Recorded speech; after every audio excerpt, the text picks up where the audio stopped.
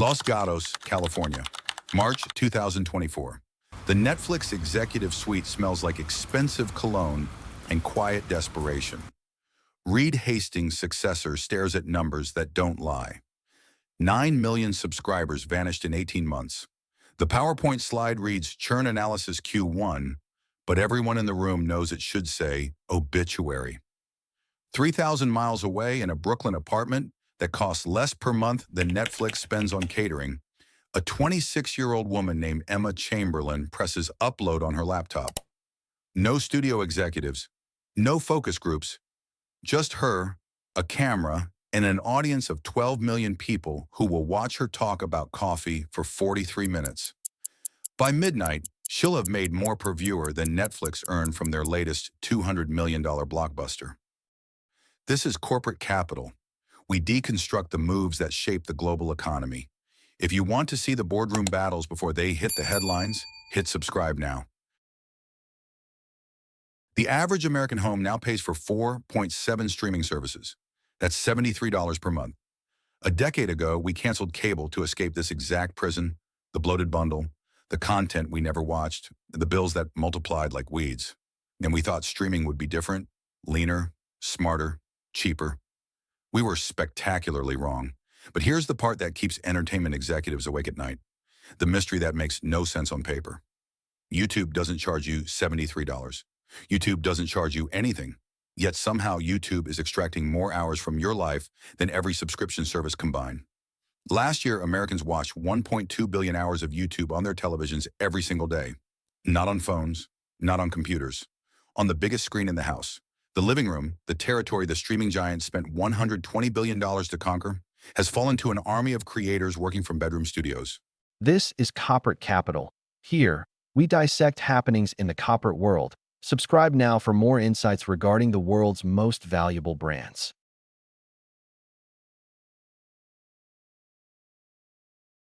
Something fundamental has broken in the entertainment industry. The streaming wars were supposed to crown a victor among the giants: Netflix, Disney, HBO Max, Paramount. Instead, they're all losing to a platform that was never supposed to be in the fight. A platform built for skateboarding dogs and makeup tutorials. This isn't a story about technology. It's about the 47 minutes you spent last Tuesday watching a man restore a rusty antique camera instead of the series Netflix spent 9 months begging you to finish. It's about your nephew who can name 20 Minecraft YouTubers but couldn't tell you a single show on Paramount Plus. It's about the subscription you forgot to cancel versus the platform you check before you're fully awake. Disney built a streaming empire on the corpses of theatrical releases. Warner Brothers uploaded their entire theatrical slate.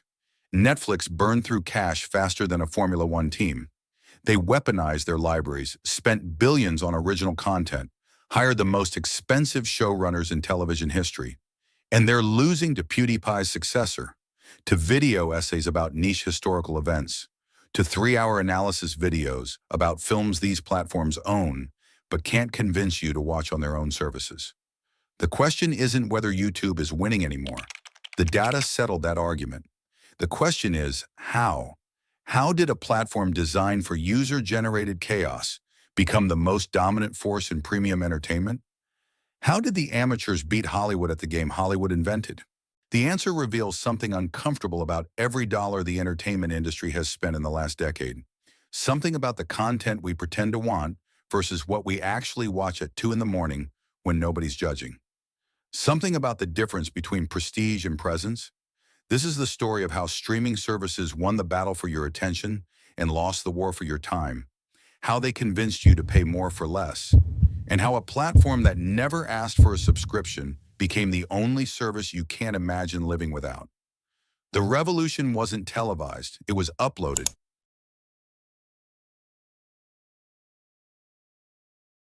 For decades, the goal of the streaming wars was to build the ultimate digital movie theater. But while Disney and Netflix were busy fighting over who had the biggest library, they forgot one thing. The modern viewer doesn't want a library, they want a feed. Today, YouTube isn't just an alternative to TV, it's the new baseline. It's where attention goes to rest and where the next generation of corporate power is being built, one upload at a time.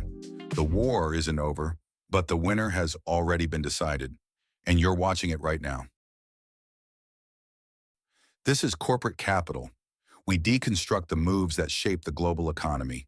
If you want to see the boardroom battles before they hit the headlines, hit subscribe now.